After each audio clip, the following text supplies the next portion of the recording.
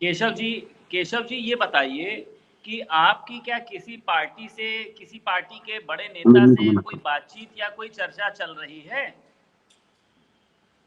देखिए, सपा बसपा में तो कोई वार्ता चल नहीं रही है।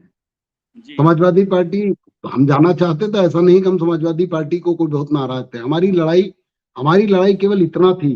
हमारी लड़ाई अखिलेश यादव जी की नीतियों से नहीं थी। हमारी लड़ाई समाजवादी पार्टी के किसी सिद्धांत से नहीं थी। हमारी लड़ाई अखिलेश जी कार्य प्रणाली से नहीं थी।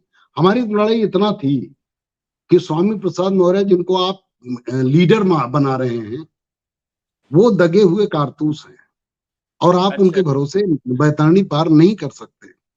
और तो ये स्वामी बताइए प्रसाद केशव जी आपने स्वामी प्रसाद मौर्य का नाम लिया।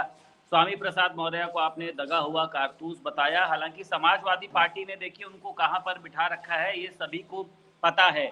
एक घटना हम कल की अगर ले लेते हैं केशव जी, स्वामी प्रसाद मौर्य के ऊपर जिस तरीके से एक व्यक्ति ने जूता फेंका, इसको आप किस सिनेरियो से देखते हैं? आपको लगता है कि जिस तरीके से स्वामी प्रसाद मौर्य ने रामचरितमानस को, जिस तरीके से स्वामी प्रसाद मौर्य ने मंदिरों को बौद्ध धर्म बताया था, इसको लेकर लोगों में आक्रोश है? क्या उस वजह से वो घटना हुई है जो कल स्वामी प्रसाद मौर्य के ऊपर जूता फेंका गया?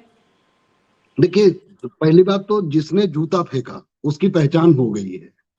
वो सैनी समाज का है, वो भी हमारा ही भाई है। पहली बात तो ये कि स्वामी प्रसाद मौर्य पे ऊपर अगर उसने गलती किया, बच्चा है, अगर उसे उसकी किसी भावना को ठेस पहुंची, अगर उसने जूता फेंका तो उसकी पिटाई नहीं करनी चाहिए थी स्वामी प्रसाद मौर्य को और उनके लोगों को।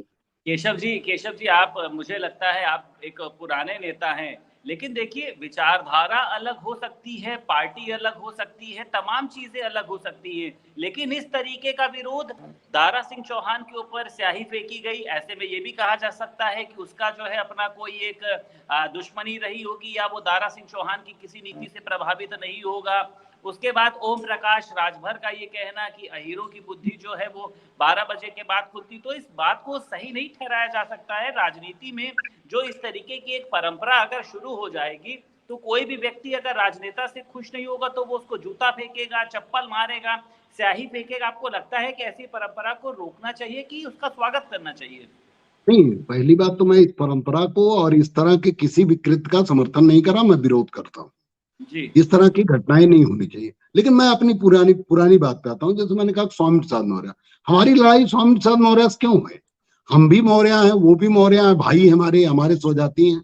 लेकिन हमारी लड़ाई केशव प्रसाद मौर्य से, स्वामी प्रसाद मौर्य से, बाबू सिंह कुशवाहा से, या दर्जनों जो सपा बसपा भाजपा कांग्रेस में विधायक मंत्री सांसद हैं हमारे समाज के, हमारी उन सबसे लड़ाई है। और इसीलिए मैंने दल बनाया। लड़ाई केवल इस बात की इतनी सी है संदीप जी, कि जब आप मंदिर मस्जिद में बोलते हो, चलो ठीक है, आप धार्मिक मुद्दों को बड़ी उठाते हो, वो भी ठीक है, आप किसी का अपमान कर सकते हो, रामचरितमानस जला सकते हो, वो भी ठीक है, हमें कोई आपत्ति नहीं। लेकिन आप समाज में जो जीते जागते लोग हैं, जो जिंदा लोग हैं, साक्य सैनी कुशवाहा मौर्य समाज, जो भगवान बुद्ध के वंशज हैं, जो सम्राट अशोक महान के बच्चे हैं, उनके साथ आज अन्याय हो रहा है। उन्हें नौकरी नहीं मिल रही, बेरोजगार हैं वो, उनके पास कोई स्कूल कॉलेज नहीं, मैनेजमेंट नहीं, ठीक है, चलो उसमें आप कुछ नहीं कर पा रहे हो, ना करो। लेकिन आप नेता हो उनके वोट पे, और उनके साथ अन्याय हो रहा है, बलात्कार हो रहा है। योगी